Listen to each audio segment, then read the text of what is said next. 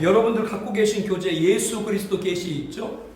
207쪽을 보시기 바랍니다. 7년 한란과 7년 평화주야. 개혁주의 종말적 전천연설 핵심 주제, 오늘은 7년 한란과 7년 평화주역에 관해서 함께 나누도록 하겠습니다. 한국교회에서는 7년 한란과 7년 평화주역에 대해서 부정적인 견해가 많죠.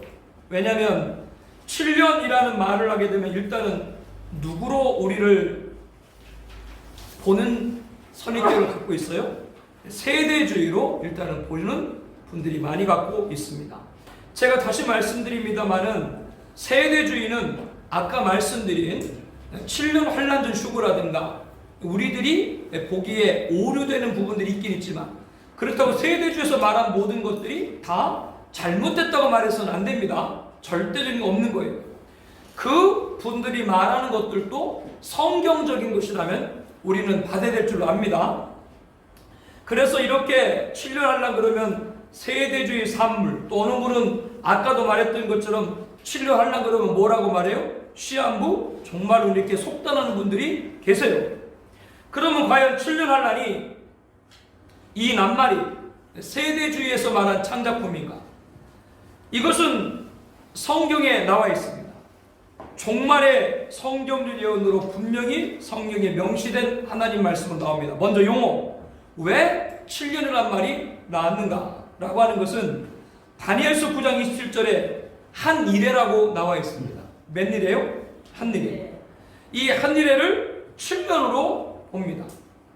이 기간을 요한계시록은 절반으로 나눠서 기록되어 있죠. 전사년 반 1260일, 후사년 반 42달, 1260일, 한때, 두때, 반때.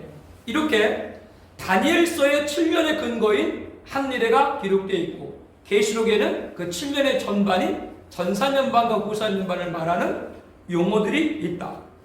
다니엘서 9장 27절에 보게 되면 이래의 절반이라는 분기점이 나와요. 7년의 절반은 얼마예요? 3년 반이 지난다. 그리고 다니엘서 7장 25절에 보게 되면 한때, 두때, 반때가 나옵니다. 한때, 두때, 반때는 1년, 2년, 반년, 3년 반을 말합니다. 아까 계시록에도 후사년반을 말하는 한때, 두때, 반때가 있죠. 그렇기 때문에 다니엘서와 계시록을 연결하게 되면 7년이라는 기간, 그리고 그 기간이 전사년반과 후사년반으로 되어 있다는 것을 알 수가 있습니다. 그러면 7년은 7년인데 우리들이 7년 환란이라고 그랬죠. 환란이라고 하는 건 어디서 나온 단어인가라고 하는 겁니다. 마태복음 2장 3절에 보게 되면 제자들이 예수님에게 뭐라고 여쭤요? 예수님의 임하심. 예수님의 임하심은 뭐예요? 재림이죠. 예수님의 임하심과 세상 끝에는 무슨 징조가 있으니까 이렇게 물은 거예요. 예수님의 제자들이. 이에 9절에 예수님께서 이렇게 8절에 대답합니다. 이 모든 것은 뭐다? 재난의 시작이다. 종말의 징조를 말하고 있는데 예수님께서는 먼저 재난의 시작, 여기서 환란의 말이 나온 거예요. 교재 207쪽이요.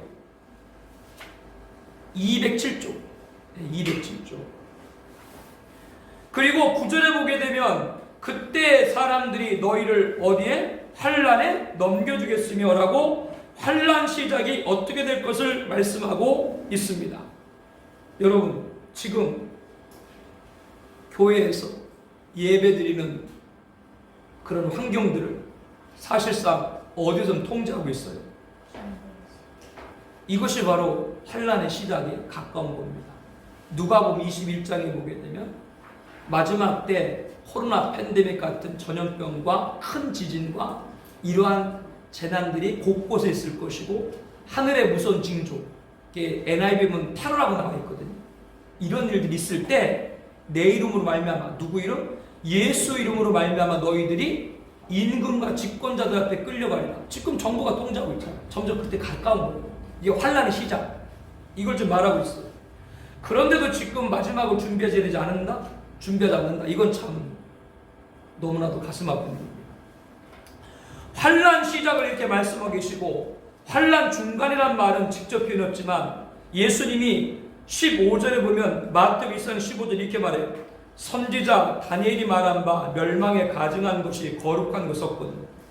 왜 예수님께서 환난을 말하다가 선지자 다니엘이 말한 바 멸망에 가증한 것이 거룩한 선고 이 얘기를 했을까? 예수님이 다니엘서 인용하셨죠.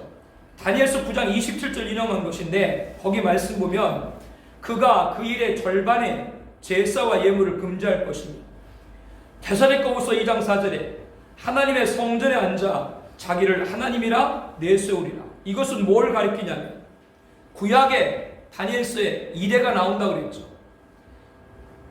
처음에는 제사와 예물을 자유롭게 드릴 수 있어요. 근데 이레의 절반이 되면 제사와 예물을 드리지 못하도록 금지를 해버려요. 그리고 성전에다가 다니엘서 8장과 또 다니엘서 7장과 11장을 연결해 보게 되면 더럽혀요. 그래서 과거 역사에 보게 되면 예루살렘 성전을 안티오쿠스 에피파네스가 돼지피를 뿌리고 제우스 신상을 거기다가 세우고, 이것이 바로 다니엘이 말한 바 멸망이 가정할 수 없거든요. 이것이 언제라고요? 7년 환란 중 전사년만 끝났을 때. 그러니까 예수님 이걸 통해서 우리들에게 뭐요? 환란 중간, 7년 환란 중간에는 적그리스도가 뭐요? 자기 정체를 드러내고 내가 누구다? 하나님이다. 이렇게 말합니다. 환란 중간을 얘기하고, 그리고 쭉 말씀하시다가 29절에 보면 환란 후, 이렇게 대환란 시작과 중간과 끝, 이것을 예수님이 분명히 말씀을 하셨어요. 그래서 우리는 7년 환란이라고 얘기해요. 7년이라는 기간을 예수님 말씀하신 마지막 징조와 연결한 거예요. 이 연결한 걸 잘못했다고 말하는 분도 있어요. 그건 그분이 그렇게 보는 거예요. 우리는 근데 이걸 여기 연결한다 그 말이에요. 즉 다른 사람이 이걸 인정하지 않아도 우리는 나름대로 성경적 근거가 있어요, 없어요? 근거가 있는 거예요.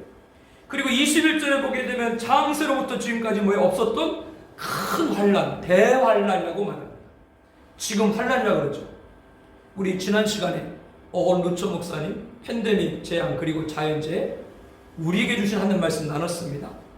저 책하고 비교했죠. 제가 쓴 2011년 징조는 픽션보다 참혹했다라는 책과 어원 루처 목사님 쓴 책을 비교했어요. 어원 루처 목사님 뭐라 그랬어요?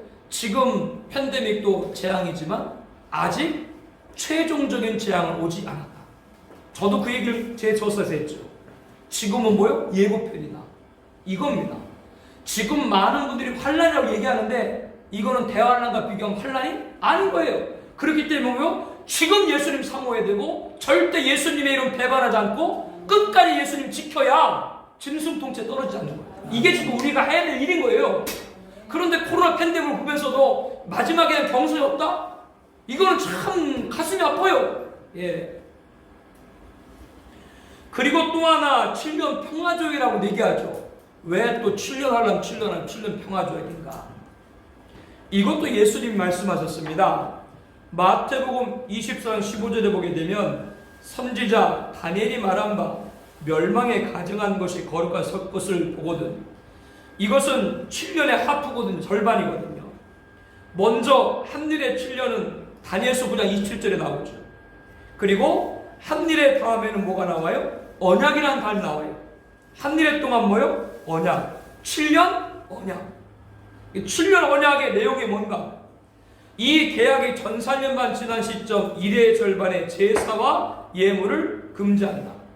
이것이 선지자 다니엘이 말한 바 멸망에 가증한 것이 거룩한 것이 선때다. 그렇다면 1의 절반 이전, 1의 절반 이래의 7년 언약이 시작될 때는 자유롭게 제사와 예물을 드렸단 말이죠. 1의 절반에 제사와 예물을 금지했다고 하는 거니까, 그러면 1의 절반 이전 7년 환란이 7년 조약이 시작될 때는 제사와 예물을 자유롭게 드렸단 말이죠. 그게 바로 평화라는 말의 단서예요. 그리고 이거는 유대인에 관한 말씀이죠. 유대인에 관한 얘기잖아요. 그런데 지금도 우리들이 알고 있는 것처럼 이스라엘, 팔레스타인, 예루살렘은 세계의 중심이죠. 거기서 무슨 일이 벌어지면 전 세계가 그 사건 때문에 주목을 하죠.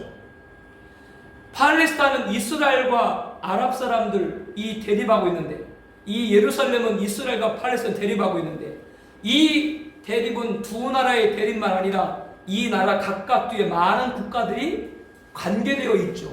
이스라엘은 대표적으로 미국과 서방, 그리고 팔레스타인 대표적으로 이란과 러시아, 이런 세력들. 그렇죠? 전 세계 열배됐어. 이 말은 바꿔 말하면 일회의 제사라고 하는 건 예배인데, 예배가 드려진다는 얘기는 성전이 있다는 얘기죠. 그럼 지금 예루살렘에 성전이 있어요, 없어요? 없죠. 그럼 제3성전이 건축된다는 얘기고, 이스라엘 예루살렘에 제3성전이 건축된다고 하는 건 이스라엘과 팔레스타인에 뭐가? 평화가 있다는 얘기고, 이 두 나라가 평화가 있다는 얘기는 이 두 나라 뒤에 있는 이스라엘 중심의 미국과 서방과 팔레스타인 중심의 러시아와 이런 세력들이 서로 전 세계가 평화하는 거예요. 이것이 바로 평화적인 단서입니다. 전 세계가 평화하지 않고 예루살렘에 성전이 건축할 수가 없고 거기서 예배를 드릴 수가 없어요.